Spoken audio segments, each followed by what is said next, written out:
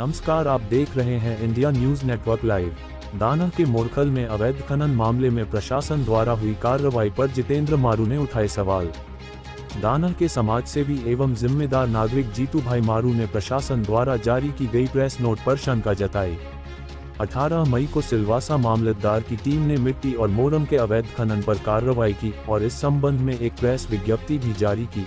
इस press note में ये स्पष्ट किया गया है कि मामलतदार टीम को मोरखल गांव में चल रहे मिट्टी और मोरम के अवैध खनन की जानकारी प्राप्त हुई और इस पर तुरंत कार्रवाई करते हुए मोरम भरे हुए 2 डंपर को जब्ती की गई। प्रेस नोट में ये भी स्पष्ट किया गया है कि सिलवासा में राजस्व विभाग की नज़र अवैध खनन पर लगातार बनी हुई है और इस तरह की गतिविधि करने वालों पर सख्त कानूनी कार्रवाई भी की जाएगी। राजस्व विभाग सिलवासा के मामलतदार कार्यालय द्वारा जारी की गई इस प्रेस नोट पर प्रदेश के समाजसेवी जीतू भाई ने शंका सहित आपत्ति जताई है और कहा है कि अवैध खनन वाले स्थान पर 4 डंपर और 1 हिटैची भी शामिल थी, जिसमें से मात्र 2 डंपर को ही मामलतदार द्वारा जब्त किया गया। जबकि इस संबंध में जीतू भाई ने पहले ही स्वयं कलेक्टर से मिलकर पूरी जानकारी दी थी। एक तो प्रशासन ने पहले से ही प्रदेश में अवैध खनन की मनाही कर रखी है, तो इस अवैध खनन के मामले में सिर्फ 2 डंपर ही क्यों जब्त किए, ये कहां तक न्याय है। इस संबंध में प्रेस को विस्तृत जानकारी जीतू भाई ने दी है, जिसे आप देखें और बने रहे हमारे चैनल के साथ। देखिए इस्लाम खान की यह खास रिपोर्ट और ऐसे ही आसपास की खबर से बने रहने के लिए हमारे चैनल को सब्सक्राइब नहीं किए हैं तो अभी सब्सक्राइब करें और अगर हम तक कोई खबर या विज्ञापन पहुंचाने के लिए स्क्रीन पर दिए गए नंबर से संपर्क करें। धन्यवाद। आपके चैनल के माध्यम से मैं एक चीज़ बताना चाहता हूं। मैंने 9/5/2024 को कलेक्टर साहब को आवेदन पत्र दिया था, जिसके अंदर इधर अवैध तरीके से खनन चल रहा है उसके बारे में उनको जानकारी दी थी। फिर कल जो गाड़ी पकड़ी गई वो अवैध खनन की थी, जो मोरम निकाल रहे थे। दमनदीव एंड दादरा नगर हवेली के अंदर खनन मना है। अवैध खनन जो चल रहा है वो बड़े पैमाने में चल रहा है। जो उन्होंने कल गाड़ी पकड़ी थी, उन्होंने 2 गाड़ी दिखाई। जो मामलादार सिलवासा ने पकड़ी थी सागर जी ने, मुझे जब तक जानकारी मिली है जानकार स्रोत से, उसके अंदर टोटल 4 गाड़ी थी। उसमें से 2 गाड़ी उन्होंने छोड़ दी और एक हिटाची था। तो हिटाची को भी उन लोग ने क्यों नहीं पकड़ा? हिटाची को पुलिस स्टेशन में उनको जमा करवाना था, वो भी जमा नहीं हुआ। तो मेरा इतना कहने का मतलब है कि सागर जी ने 2 गाड़ी और हिटाची पुलिस स्टेशन में क्यों नहीं जमा करवाया, वो किनके कहने पे नहीं जमा करवाया, वो एक तपास का विषय है। क्यों यहाँ पर रॉयल्टी दी नहीं जाती है? अगर गुजरात से रॉयल्टी की गाड़ी आती है मोरम की, तो यहाँ पर वो खाली भी नहीं कर सकते। तो यहाँ की रॉयल्टी कहाँ है? रॉयल्टी तो है नहीं। तो यहाँ पर गाड़ी आई कैसे? और जो गाड़ी आई तो उसके ऊपर ऑन ड्यूटी गवर्नमेंट का जो बोर्ड लगा था वो कैसे लगा? तो उसके ऊपर भी तपास होनी चाहिए, उसके ऊपर भी जांच होनी चाहिए। तो ये सिलवासा दादरा नगर हवेली में क्या धंधा चल रहा है, कैसे चल रहा है, तो इसकी जानकारी कौन देगा? और यहाँ पर जो खनन की चोरी हो रही है, ये तो फॉरेस्ट लैंड के बाजू में हो रही है। तो फॉरेस्ट का कायदा उनको नहीं लगता है? गवर्नमेंट को भी लगना चाहिए। तो गवर्नमेंट क्यों चुप बैठी है? यहाँ की एडमिनिस्ट्रेशन भी क्यों चुप बैठी है? ये मेरा कहने का तात्पर्य ये है।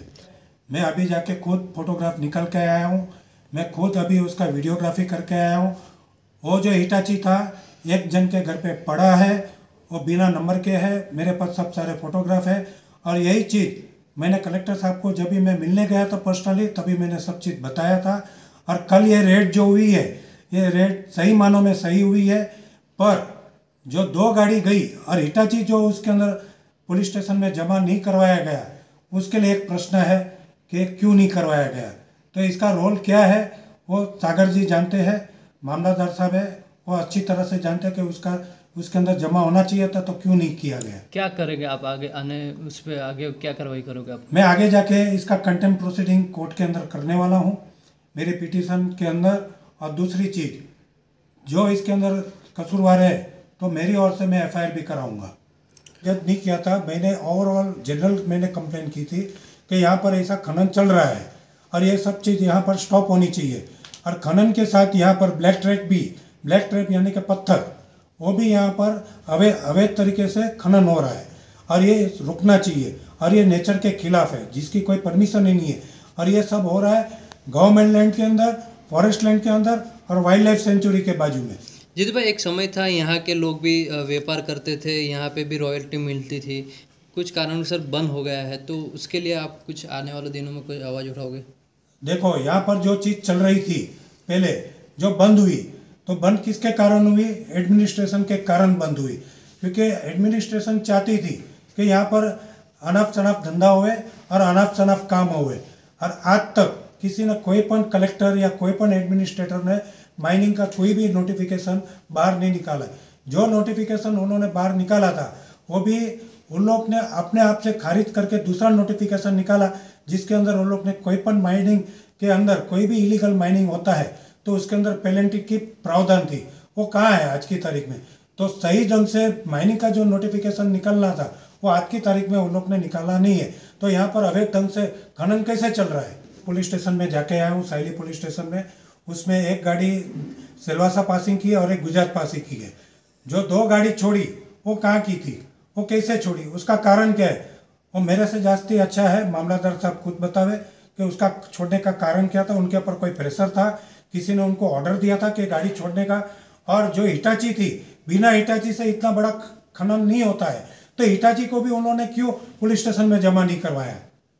और इसके अंदर मेरे को ऐसा लगता है कि लेन देन का कुछ हुआ होगा, तो मामलादार साहब जाने या बड़े कोई अधिकारी जाने, उससे मेरे को कोई लेना देना नहीं है।